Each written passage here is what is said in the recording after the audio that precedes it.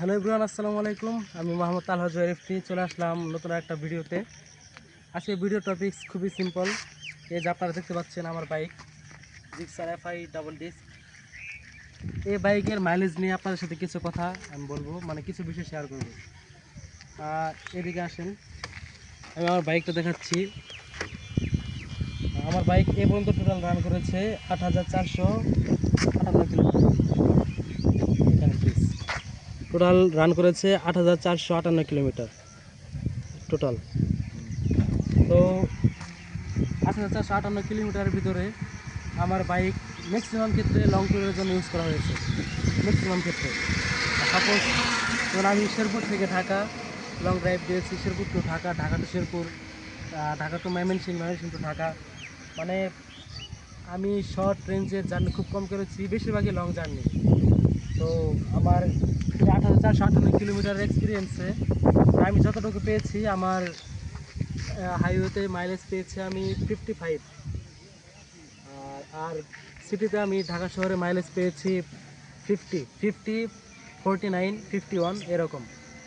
তো মাইলেজ নিয়ে মূলত এএফআই ডাবল ডিস্ক বাইকটা আমাকে আশাহত করেনি, যার জন্য আমি ভাবলাম যে আপনাদের সাথে আমি শেয়ার করি বিষয়টা, যে আসলে আমার বাইকটা পারফরমেন্স দিচ্ছে। আরেকটা বিষয় হচ্ছে আমার বাইকের যে ব্রেকিং সিস্টেমটা রয়েছে, যেহেতু আমার একটা নন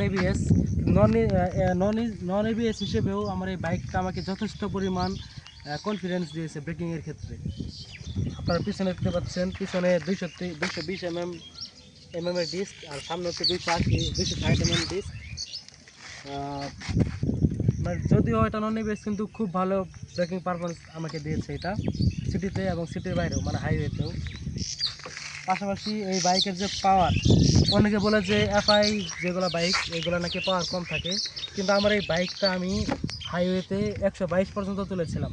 122 নর্মালি আপনার 115, 116 ইজিলি উঠে যায়, কিন্তু 122 তুলতে গেলে 1 থেকে 2 মিনিট মানে ফুল পিক আপ ধরে রাখতে হয়, তাহলে 122-এর মতো ওঠে। আর আমার মনে হয়েছিল যে আরও স্পিড উঠবে, কিন্তু আমি সেই সুযোগটা পাইনি। আর ওভারটেকিংয়ের ক্ষেত্রেও যথেষ্ট আমি কনফিডেন্স পেয়েছি। তবে 4th গিয়ার পর্যন্ত এটা খুব ভালো একটা পারফরমেন্স দেয়। 5th গিয়ারে মানে স্পিড খুব কম ওঠে। 5th গিয়ারে মানে ফার্স্ট, সেকেন্ড, থার্ড গিয়ারও ভালো স্পিড ওঠে। 4th গিয়ারেও ভালো একটা স্পিড ওঠে, এবার আরপিএম অনেক বেশি ওঠে। কিন্তু 5th গিয়ারে গিয়ে আরপিএম বেশি উঠতে চায় না, স্পিড একটু কম ওঠে। ধরেন আপনার 4th গিয়ারেই 106, 107 উঠে যায়, কিন্তু 5th গিয়ারে যাওয়ার পর বাইক মানে বেশি স্পিড উঠতে চায় না, তখন একটু পাওয়ারে একটু লেগিংস মনে হয়। তো এই ছিল আমার বাইক সম্পর্কে আজকের কথা, মানে বাইকের top speed, braking system, mileage. তো আর আর তেমন কিছু বলার নেই আপনাদেরকে। আজকের ভিডিওটা এই পর্যন্তই। সবাই ভালো থাকবেন। আসসালামু আলাইকুম।